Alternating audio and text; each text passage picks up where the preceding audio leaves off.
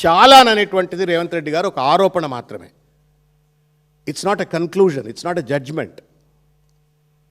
పౌరుడికి చట్టం ప్రకారంగా ఆర్టికల్ 21 ప్రకారంగా మోటార్ వెహికల్ యాక్ట్ ప్రకారంగా ఒకసారి ఒక చాలాన్ వచ్చిన తర్వాత కట్టొచ్చు, కట్టడానికి నిరాకరించవచ్చు, ఆ చాలాన్ని కోర్టులో ఛాలెంజ్ చేయవచ్చు.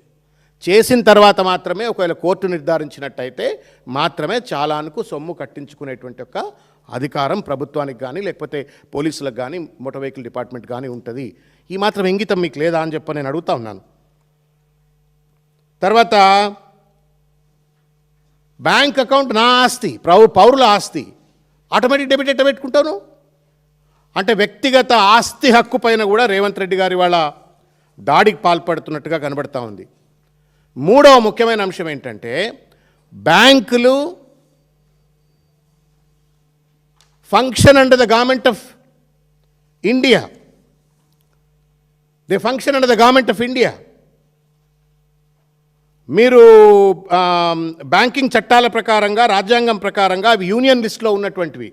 ఇష్టం వచ్చినట్టు రేవంత్ రెడ్డి గారు లేకపోతే రాష్ట్ర ముఖ్యమంత్రి అనుకోగానే బ్యాంకులన్నీ కూడా నీకు అకౌంట్లు ఇచ్చేసి లేకపోతే ఆ మొత్తము వాళ్ళకి సంబంధించిన వివరాలు ఇచ్చేసి ప్రభుత్వం పోలీసు వాళ్ళే ఆటో డెబిట్ చేసుకునేటువంటి అధికారం ఇవ్వడానికి రాష్ట్ర ప్రభుత్వానికి ఏమాత్రం కూడా వెసులుబాటు లేదు. కేంద్ర ప్రభుత్వ నిర్ణయం అది.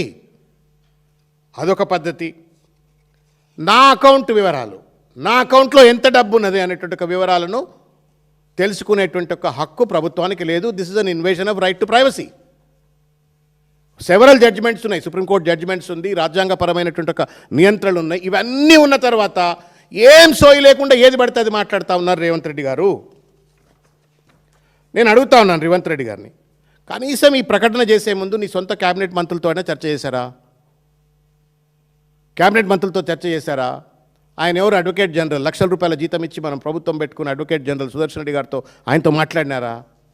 వాళ్ళ సలహాలతోటే మీరు ఇటువంటి యొక్క తప్పుడు ప్రపోజల్స్ అన్నీ కూడా ప్రజలపైన రుద్దాలని చెప్పని ప్రయత్నం చేస్తున్నారా అని చెప్పి నేను అడుగుతా ఉన్నాను.